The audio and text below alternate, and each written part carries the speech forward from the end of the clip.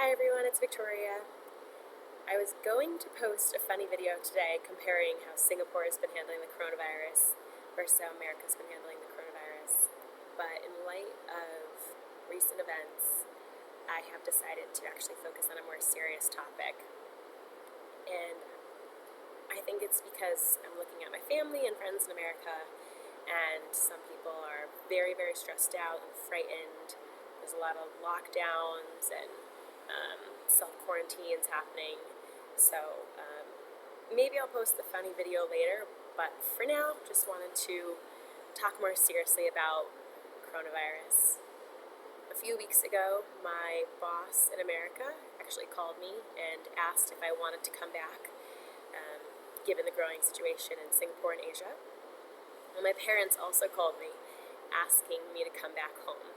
And both parties left it in my hands to make the final decision, and I'm glad they did because my intuition was telling me to stay.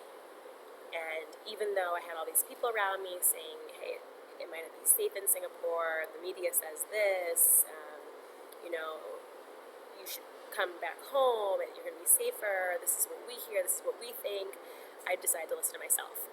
And my gut instinct, my intuition was telling me to stay, I would be safe. I was given this amazing opportunity, this gift to go work abroad, and I should use it to the fullest potential, and I should try to integrate myself in this lifestyle as long as I felt comfortable in my everyday life. And I'm so, so happy and thankful I stayed, because now, of course, as the turn of events, Singapore is actually pretty normal, if we can call it that, this new normalcy, and I'm witnessing my friends in New York struggle, mostly emotionally struggle, right, with the fact of being self-quarantined and a potential shelter-in-place law being not being out of the realm of possibilities. I'm so thankful that I decided to stay. And I think right now a lot of people are passing judgment on what others are doing. Oh, so-and-so is stocking up on lots of toilet paper, right? We keep hearing that. Or they're hoarding all the food, or I can't believe they're still going out to bars. Yes, we need to be educating people, and we need people to understand the reality and the dangers of coronavirus. But now is not a time to pass this judgment. Everyone's listening to their own intuition. Everyone's trying to do what they think is best, whether or not that's an educated opinion. That's where we can help them. But passing judgment, passing blame on everyone is not going to do anyone any good. So people need to cut the shit. You need to cut the racism, first off. Enough of this.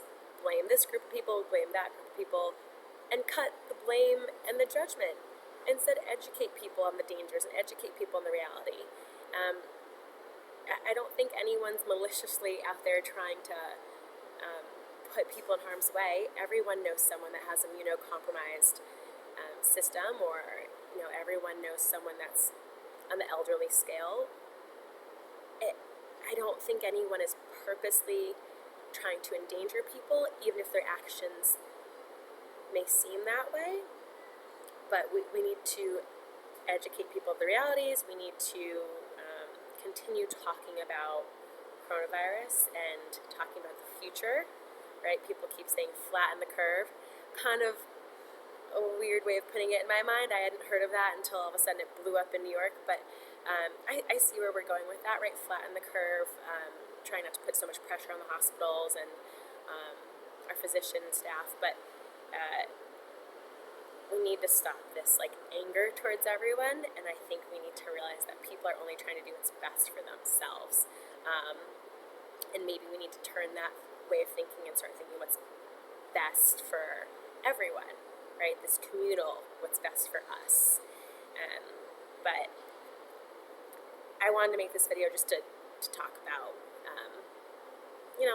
the seriousness of coronavirus, and we all still can have fun, and everyone's situation is a little bit different. I know people are looking at my Instagram saying, oh, but Victoria's still going out. I am still going out. I am taking precautions. I do not shake hands. I wash my hands constantly.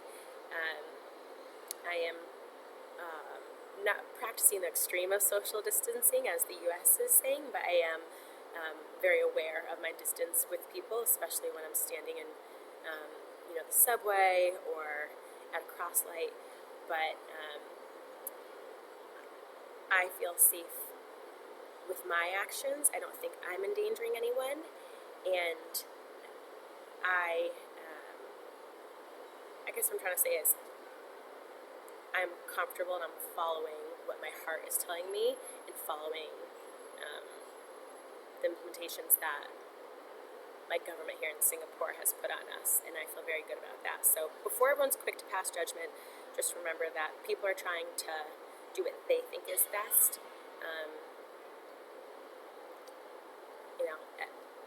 We're one world, so if we can help the person next to us with our actions, or if you see someone that might not be doing the most appropriate actions, don't yell at them and don't, blame them.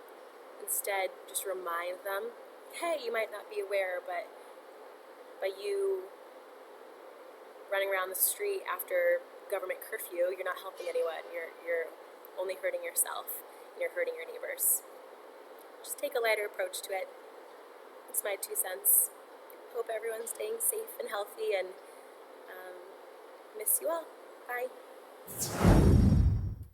Hey guys, I should have said this when I was filming the last video, but for all my homies back in the States or anyone around the world, if you are self-quarantined and you are bored out of your mind or just want someone to talk to, feel free to give me a call, a WhatsApp, a FaceTime, a text, whatever.